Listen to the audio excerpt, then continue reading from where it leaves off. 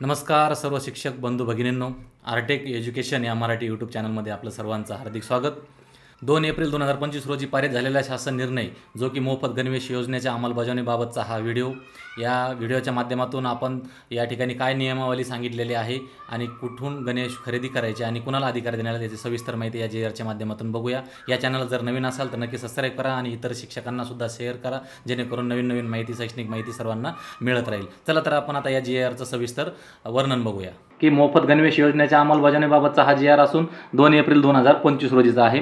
यामध्ये आपण बघणार आहोत की याचे अधिकार आणि त्या संदर्भामध्ये आपल्याला कुठल्या गोष्टीची पूर्तता करायची आहे आणि याचे अधिकार आपल्या या JR मधून स्पष्ट दिलेला आहे की आता संबंधित शाळांना अधिकार आता हे दिलेले आहेत। शाळेच्या स्तरावरून आपल्याला गणवेश घ्यायचे आहे। यामध्ये एक थोडक्यात आपण प्रस्तावना बघूया की केंद्र शासनाच्या जे काही समग्र शिक्षा कार्यक्रमांतर्गत तसेच स्थानिक स्वराज्य संस्थांच्या शाळांमधील इयत्ता 1 ते 8वी मधील जे शिक्षण घेत असलेले मुले आहेत, यामध्ये अनुसूचित जाती असतील, जमाती प्रवर्गातील मुले, तसेच दारिद्र्यरेषेखालील पालकाची मुले यांना मोफत गणवेश योजनेचा लाभ देण्यात येतो। सन 2023-24च्या शैक्षणिक वर्षापासून राज्य योजनेतून प्रस्तुत योजनेचा लाभ दारिद्र्य रेषेवरील पालकांच्या मुलांना देखील देण्यात येतो। या ठिकाणी एक लक्षात घ्यायचं आहे की अनुसूचित जाती जमातीच्या प्रवर्गातील मुले जे आहेत तर त्यांना त्याच्यासोबतच दारिद्र्य रेषेखालील पालकांची जी मुलं आहेत त्यांना सुद्धा मोफत गणवेश योजनेचा लाभ देण्यात येतो। 2023-24 मध्ये शैक्षणिक वर्षापासून राज्य योजनेतून, राज्य शासनाची जी योजना आहे त्यामधून प्रस्तुत योजनेचा लाभ हा दारिद्र्य रेषेखालील जे काही वरील पालकांच्या मुलांना देखील देण्यात येतो। जे वरील आहेत ते या ठिकाणी एक स्पष्ट मुद्दा आहे, जे दारिद्र्य रेषेखालील नाही तर जे वरील आहेत त्यांच्या पालकांच्या मुलांना देखील देण्यात यायला लागला, म्हणजे सर्वांना गणवेश देण्यात येत आहे। 2025-26 शैक्षणिक वर्षापासून मोफत गणवेश योजनेची अंमलबजावणी शाळा व्यवस्थापन समितीमार्फत करण्याचा निर्णय 20 डिसेंबर 2024 रोजीच्या शासन निर्णयाद्वारे घेण्यात आलेला आहे। म्हणजे 20 डिसेंबर 2024च्या शासन निर्णयामध्ये स्पष्ट सांगितलेलं आहे की हे जी काही शाळा व्यवस्थापन समितीला हे अधिकार देण्यात आलेले आहे की आता तुम्हीच या ठिकाणी गणवेश येणाऱ्या शैक्षणिक वर्षात घ्यायचा आहे। कारण की शासनाकडून देण्याचं ठरवलेलं होतं, परंतु त्यामध्ये बऱ्याच ठिकाणी म्हणजे त्यामध्ये अनियमितता आपल्याला दिसून आल्याचं लक्षात येतं आणि त्या ठिकाणी आपल्याला गणवेश मिळायला सुद्धा प्रशासकीय बाबीमुळे अनेक असं लांबणीवर पडला आणि गणवेश उशिरा काही प्राप्त झाले। त्या अनुषंगाने शासनाने आपल्याला आता स्पष्ट सांगितलेलं आहे की शाळा व्यवस्थापन समितीमार्फत आता या नवीन शैक्षणिक वर्षाचा ड्रेस घ्यायचा आहे। सदर शासन निर्णयाद्वारे गणवेशाचा रंग जो आहे, गणवेशाचा रंग त्याची रचना निश्चित करण्यात आली होती त्या JR नुसार।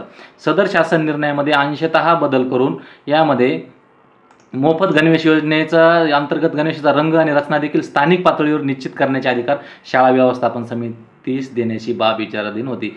यानंतर आपण आता बघणार आहोत शासन निर्णय जो मध्ये दिलेला आहे की 2025-26 या शैक्षणिक वर्षापासून मोफत गणवेश योजनेची अंमलबजावणी करण्याकरता खालीलप्रमाणे निर्णय घेण्यात येत आहे।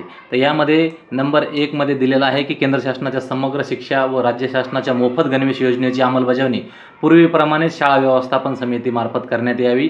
त्यासाठी समग्र शिक्षा अंतर्गत केंद्र शासनाने निश्चित केलेली गणवेशाची रक्कम व राज्य शासनाच्या मोफत गणवेशाची रक्कम शाळा व्यवस्थापन समितीच्या खात्यावर महाराष्ट्र प्राथमिक शिक्षण परिषद मुंबई या कार्यालयामार्फत विविध कालावधीत वर्ग करण्यात यावी। म्हणजेच याच अगोदर जो काही आपल्या शाळा स्तरावर जो काही गणवेश घेता येत होता त्याच पद्धतीची कार्यवाही आता पुनश्च आपल्या शाळाच्या अखत्यारीमध्ये दिलेली असून, अधिकारामध्ये असून शालेय व्यवस्थापन समितीच्या मार्फत आपल्याला हा गणवेश खरेदी करायचा आहे आणि त्याची अंमलबजावणी आपल्याला शाळा स्तरावरून करायची आहे। यानंतर या ठिकाणी तुम्ही बघू शकता की 2 नंबरचा जो मुद्दा आहे, केंद्र शासनाच्या समग्र शिक्षा व राज्य शासनाच्या मोफत जी काही योजनेअंतर्गत गणवेशाचा रंग आणि रचना आहे त्याची संबंधित शाळा व्यवस्थापन समितीने निश्चित करावी, या संदर्भामधला या ठिकाणी मुद्दा या ठिकाणी नमूद केलेला आहे। या ठिकाणी आपल्याला एक लक्षात घ्यायचं आहे की जो काही आपल्याला गणवेशाचा जो काही ड्रेस कोड होता त्याची रंग आणि जो रचना होता, ज्या संदर्भामध्ये एक नॉर्मल ड्रेस आणि एक स्काउट गाईडच्या संदर्भामधला जो ड्रेस आपल्या शाळांना दिला जात होता त्या संदर्भामध्ये या ठिकाणी स्पष्ट या ठिकाणी नमूद केलेलं आहे की यामध्ये ज्यावेळेस ज्या रंग निवडायचा आहे किंवा त्याचा कुठला जो काही कोड आहे तो कुणी करायचा त्या संदर्भामधलं स्वतंत्रता शाळेला दिलेला आहे, शाळा व्यवस्थापन निश्चित करायची आहे। त्यामध्ये 3रा मुद्दा जो आहे, यामध्ये तुम्ही बघू शकता की ज्या शाळांमध्ये स्काउट व गाईड हा विषय आहे अशा शाळांनी नियमित एका गणवेशाची रंगसंगती शाळा स्तरावर निश्चित करावी।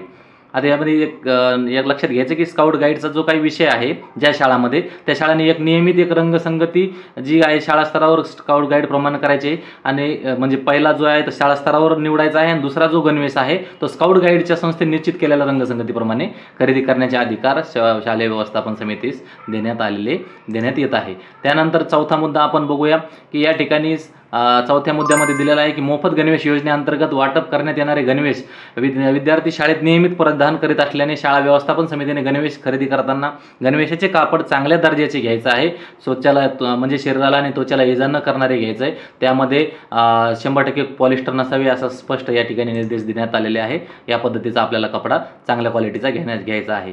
यामध्ये एक जबाबदारी निश्चित केलेली आहे की शिक्षण अधिकारी, गट शिक्षण अधिकारी यांनी शाळा स्तरावर वाटप करण्यात आलेले जे काही गणवेशाची रँडम पद्धतीनं आता हे जे काही वाटप करणार आहोत या GRच्या अंतर्गत आपण शाळा स्तरावर या गणवेशाची या रँडम पद्धतीने शाळा निवडायची आहे. प्रत्येक केंद्रातल्या 2-3 शाळा तपासणी करायची आहे, आणि त्या तपासणीमध्ये गणवेशाचे कापड जर निकृष्ट दर्जाचं जर आढळून आलं तर संबंधित शाळा व्यवस्थापन समिती जबाबदार धरण्यात येईल. या पद्धतीचा हा 5वा मुद्दा या ठिकाणी नमूद केलेला आहे. त्यानंतर आहे 6व्या क्रमांकाचा मुद्दा जो आहे या ठिकाणी सांगितलेला आहे की केंद्र शासनाचे मोफत गणवेश योजना व राज्य शासनाची मोफत गणवेश योजनेसोबत बूट व पायमोजे योजनेमध्ये सुसूत्र राहण्यासाठी सदर दोन्ही योजनेची अंमलबजावणी या ठिकाणी पूर्वीप्रमाणेच या ठिकाणी करण्यात येत असून त्याचं कामकाज महाराष्ट्र प्राथमिक शिक्षण परिषद मुंबई यांच्या कार्यालयाने विविध कालावधीत पूर्ण करायचा आहे, आणि निधी त्या संबंधित शाळांना या ठिकाणावरून वितरित होईल, आणि त्या संदर्भातली कारवाई या ठिकाणी करायची आहे. जर तुम्हाला हा GR जर शासनाच्या महाराष्ट्र शासन GR वेबसाईटवर बघायचं असेल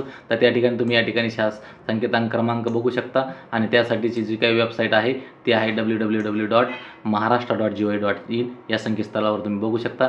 या संदर्भामधला ड्रेसच्या संदर्भामधला हा व्हिडिओ कसा वाटला, आवडल्यास नक्की कमेंट करा, आणि या ठिकाणी आपल्या मित्रांना हे चॅनल शेअर करा जेणेकरून त्यांनाही नवीन गोष्टीची या चॅनलच्या माध्यमातून माहिती होत राहील. आणि या ठिकाणी तुम्ही जर आणखीनही या चॅनलला सबस्क्राईब केलं नसेल तर सबस्क्राईब करून घ्या. धन्यवाद. जय हिंद, जय महाराष्ट्र.